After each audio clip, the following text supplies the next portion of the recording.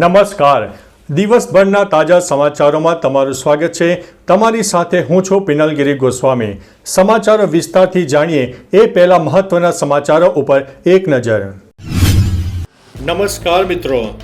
અત્યારના સૌથી મોટા અને અગત્યના સમાચારમાં વાત કરીશું. ઈરાને ઇઝરાયલ પર 27 મિસાઇલો છોડી છે. ઇઝરાયેલી સેનાના જણાવ્યા અનુસાર ઈરાને 2 તબક્કામાં કુલ 27 મિસાઇલ છોડ્યા છે. પહેલા હુમલામાં 22 મિસાઇલ અને બીજા હુમલામાં 5 મિસાઇલોનો સમાવેશ થતો હતો. આ મિસાઇલોની અસર તેલ અવીવ, હાઇફા અને અન્ય શહેરોમાં જોવા મળી છે. સેનાએ કહ્યું છે કે પરિસ્થિતિ હવે નિયંત્રણમાં છે અને સામાન્ય લોકો બંકરોમાંથી બહાર આવી શકે છે. ઈરાની મિસાઇલોને તોડી પાડવામાં આવી છે. મિત્રો, અન્ય મહત્વના સમાચારની વાત કરીએ તો ઈરાને ઓપરેશન ઓનેસ્ટ પ્રોમિસ શરૂ કર્યું છે. ઈરાને ઘણા મહત્વપૂર્ણ ઇઝરાયેલી લક્ષ્યો પર હુમલો કર્યો છે. આ હુમલાને ઓપરેશન ઓનેસ્ટ પ્રોમિસ 3 નામ આપવામાં આવ્યું છે. ઈરાની સેનાએ કહ્યું છે કે આ હુમલામાં લાંબા અંતરની મિસાઇલોનો ઉપયોગ કરવામાં આવ્યો છે, જે ખૂબ જ શક્તિશાળી વિસ્ફોટકોથી સજ્જ હતી. સેનાએ દાવો કર્યો છે કે તેઓ એરપોર્ટ, એક જૈવિક સંશોધન કેન્દ્ર અને શસ્ત્રો અને સેના કમાન્ડ બેઝને નિશાન બનાવ્યા છે. મિત્રો, અન્ય મહત્વના સમાચારની વાત કરીએ તો અમેરિકાના ઈરાન હુમલાને બ્રિટનનું સમર્થન જોવા મળ્યું છે. બ્રિટનના વડાપ્રધાન કીર સ્ટાર્મરે ઈરાનના પરમાણુ ઠેકાણાઓ પર થયેલા અમેરિકી હુમલાને સમર્થન આપ્યું છે. તેમણે કહ્યું છે કે ઈરાનનો ન્યુક્લિયર પ્રોગ્રામ વિશ્વની સુરક્ષા માટે ખતરો છે. સ્ટાર્મરે ઈરાનને સંકટ વાતચીત દ્વારા હલ કરવાની અપીલ કરી છે. તેમણે સ્પષ્ટપણે કહ્યું છે કે ઈરાનને ક્યારેય પરમાણુ હથિયારો બનાવવાની મંજૂરી ન આપવી જોઈએ અને અમેરિકાએ હુમલો ખતરાને ઘટાડવા માટે કર્યો છે. મિત્રો, અન્ય મહત્વના સમાચારની વાત કરીએ તો 2 વેવાણો સરપંચ બનવા આમને સામને આવી ગયા છે. રાજ્યમાં સરપંચની ચૂંટણી માટે મતદાન ચાલતું હતું, તેવામાં જૂના ઉગલા ગામની ચૂંટણી રસપ્રદ બની હતી. અહીં 2 વેવાણો સરપંચ પદના ઉમેદવાર માટે આમને સામને ઉતર્યા હતા. સરપંચ પદના ઉમેદવારે મતદાન માટે સુરતથી મતદાતાઓને બોલાવ્યા હતા. મતદાતાઓ માટે બસની વ્યવસ્થા પણ કરી આપી. સુરતથી 3 બસો ભરીને મતદાતાઓ જૂના ઉગલા ગામે મતદાન કરવા પહોંચ્યા હતા. મતદાતાઓ પોતાના મતાધિકારનો ઉપયોગ કર્યો હતો. મિત્રો, અન્ય મહત્વના સમાચારની વાત કરીએ તો પ્લેન ક્રેશમાં ઇન્સ્યોરન્સ ક્લેમ 4,000 કરોડને પાર થઈ શકે છે. અમદાવાદમાં થયેલી ભયાવહ વિમાન દુર્ઘટનામાં વીમાના દાવાની રકમ 4,000 કરોડને વટાવી શકે તેવી શક્યતા છે. વીમા ક્ષેત્રના જાણકારો મુજબ ક્રેશ થયેલા બોઈંગ 787-8 ડ્રીમલાઇનર માટે મુસાફરોની જવાબદારી હેઠળ 125 મિલિયન અને થર્ડ પાર્ટી સહિત કુલ 350 મિલિયન જેટલું ચૂકવણું થઈ શકે છે. આમાં એર ઇન્ડિયાનો ફ્લાઇટ ઇન્સ્યોરન્સ અને મુસાફરોનો પર્સનલ એક્સિડન્ટ ક્લેમ પણ સામેલ છે. મિત્રો, અન્ય મહત્વના સમાચારની વાત કરીએ તો વિધાનસભામાં મત આપ્યો પણ પંચાયતમાં નામ ગાયબ થઈ ગયા. ગ્રામ પંચાયત ચૂંટણીમાં વડોદરાના દશરથ ગામમાં કેટલાક મતદારો પાસે તમામ પુરાવા હોવા છતાં મતદાનથી વંચિત રહ્યા. તેમના નામ મતદાર યાદીમાંથી ગાયબ હતા અને કેટલાકના નામ તો નજીકના નંદેસરી કેન્દ્રમાં નોંધાયા હતા. વિધાનસભામાં મત આપ્યો હોવા છતાં પંચાયતની યાદીમાં નામ ન મળતા લોકોમાં ભારે રોષ ફેલાયો. તંત્રની આ ગંભીર ભૂલને કારણે અનેક મતદારો પોતાના અધિકારથી વંચિત રહ્યા હતા. મિત્રો, અન્ય મહત્વના સમાચારની વાત કરીએ તો હવામાન વિભાગનો અડધા ગુજરાતમાં એલર્ટ. હવામાન વિભાગે પોરબંદર, જામનગર, જૂનાગઢ, દ્વારકા, રાજકોટ, જામનગર, નવસારી, વલસાડ, દાદરા અને દમણમાં રેડ એલર્ટ આપ્યું હતું. રાજ્યમાં 7 દિવસ સુધી વરસાદની આગાહી છે. દક્ષિણ ગુજરાતમાં અતિભારે વરસાદ થઈ શકે છે. બનાસકાંઠા, સાબરકાંઠા અને અમદાવાદમાં પણ જોરદાર વરસાદ થઈ શકે છે. આવનારા 3 દિવસ માછીમારોને દરિયો ન ખેડવા માટે પણ સૂચના આપી દેવામાં આવી છે.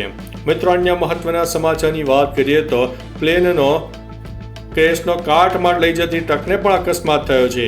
અમદાવાદમાં પ્લેન ક્રેશની ઘટનાનો કાટમાળ લઈ જતા ટ્રકને પણ અકસ્માત નડ્યો. ટ્રક શાહીબાજ ડફનાળા નજીક એસીબી કચેરી સામેના એક જાળામાં ફસાઈ ગઈ હતી. ફાયર વિભાગની ટીમે તાત્કાલિક ટેલને જાળમાંથી હટાવવાની કામગીરી શરૂ કરી હતી. જોકે પોલીસે અને ફાયર વિભાગે ઝડપી કામગીરી કરીને ટેલના ભાગને સફળતાપૂર્વક હટાવીને ત્યાંથી ટ્રકને રવાના કર્યો હતો. મિત્રો, અન્ય મહત્વના સમાચારની વાત કરીએ તો આ ગામમાં આઝાદી પછી પહેલીવાર થઈ રહ્યું છે મતદાન. સુરતના ઓલપાડ તાલુકાના કછોલ ગામે સૌએ ધ્યાન ખેંચ્યું છે, કેમ કે અહીં આઝાદી બાદ પહેલી વાર મતદાન થઈ રહ્યું છે. 4 વર્ષ પહેલા કછોલ, કાસલા અને બજરંગપુરનું વિભાજન થયું, પછી કછોલને અલગ કરાયું હતું. આ ગામમાં 700 લોકોની વસ્તી છે. ત્યારે અહીં મતદાન યોજાયું હતું. વરસાદ હોવા છતાં લોકો કછોલમાં મતદાન કરવા માટે આવ્યા હતા. મિત્રો, અન્ય મહત્વના સમાચારની વાત કરીએ તો અંબાજીમાં માઈ ભક્તે આપ્યું છે લાખો રૂપિયાનું દાન. અંબાજી ખાતે અવારનવાર ભક્તો માતાજીના મંદિરમાં સોનું, ચાંદી અને રોકડ દાનમાં આપતા હોય છે. રાજકોટના દાતાએ મંદિરમાં સોના ચાંદીના દાગીના, રોકડ સહિત 10,26,372નું દાન અર્પણ કર્યું છે. એકાદશીના દિવસે રાજકોટના જયંતિભાઈ કેશવભાઈ પરસાણા પરિવાર તરફથી માતાજીના મંદિરમાં સોનાનો મુગટ 1 નંગ, સોનાનું છત્ર 1 નંગ, સોનાનો ટુકડો 1 જેનું વજન 70.16 ગ્રામ તેમજ ચાંદીનું છત્ર નંગ 1 જેનું વજન 895 ગ્રામ છે અને રોકડ પણ અર્પણ કરી હતી. મિત્રો, અન્ય મહત્વના સમાચારની વાત કરીએ તો મતદાન સ્થગિત, ફરી થઈ શકે છે વોટિંગ. દાહોદના ઝાલોદ તાલુકાના મોટી હાંડી ગામથી મોટા સમાચાર સામે આવ્યા છે. મોટી હાંડીમાં ધામણ ખોબરા પ્રાથમિક શાળાના બૂથ નંબર 2 પર વોટિંગ સમયે બબાલ થઈ હતી. પછી 2 કલાક મતદાન બંધ રહ્યું હતું. વાત સામે આવી છે કે ચૂંટણી પ્રક્રિયાને લગતી કેટલીક સામગ્રી ગુમ થઈ હતી, તો ઝાલોદના પ્રાંત અધિકારીએ મતદાન પ્રક્રિયા બંધ કરવાનો પણ નિર્ણય લીધો હતો અને અહીંયા ફરીથી વોટિંગ કરવાની પણ શક્યતા દેખાઈ રહી હતી. મિત્રો, અન્ય મહત્વના સમાચારની વાત કરીએ તો બોટાદમાં મોટી વાવડી પાસે નીલકા નદીનું નાળું તૂટ્યું છે.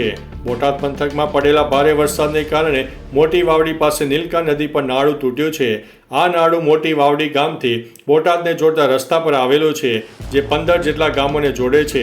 રાણપુર, મોટી વાવડી, નાની વાડી, જાડીલા, ચંદરવા, સુંદરણિયા, દેવગાણા, માલમપુર, બોડિયા, હડમતાળા અને બોટાદ સહિતના ગામોમાં લોકોને અવરજવર કરવામાં મુશ્કેલી પડતી હતી. મિત્રો, અન્ય મહત્વના સમાચારની વાત કરીએ તો 65 વર્ષ બાદ ચૂંટણી યોજાય. રાજ્યમાં ગ્રામ પંચાયતની ચૂંટણીના માહોલ વચ્ચે સુરતની દાંડી ગ્રામ પંચાયતને લઈને મહત્વના સમાચાર સામે આવ્યા છે. અહીં 65 વર્ષ બાદ ગ્રામ પંચાયતની ચૂંટણી યોજાઈ હતી. દાંડીમાં માત્ર સભ્યો માટે જ મતદાન યોજાયું હતું. સભ્યોની સંખ્યામાં 38 ઉમેદવાર મેદાને છે. દાંડી ગામે મોટાભાગના ખલાસીઓ વસવાટ કરે છે. સભ્યોમાંથી ચૂંટાયેલા એક શખ્સને સરપંચ તરીકે પસંદ કરવામાં આવશે.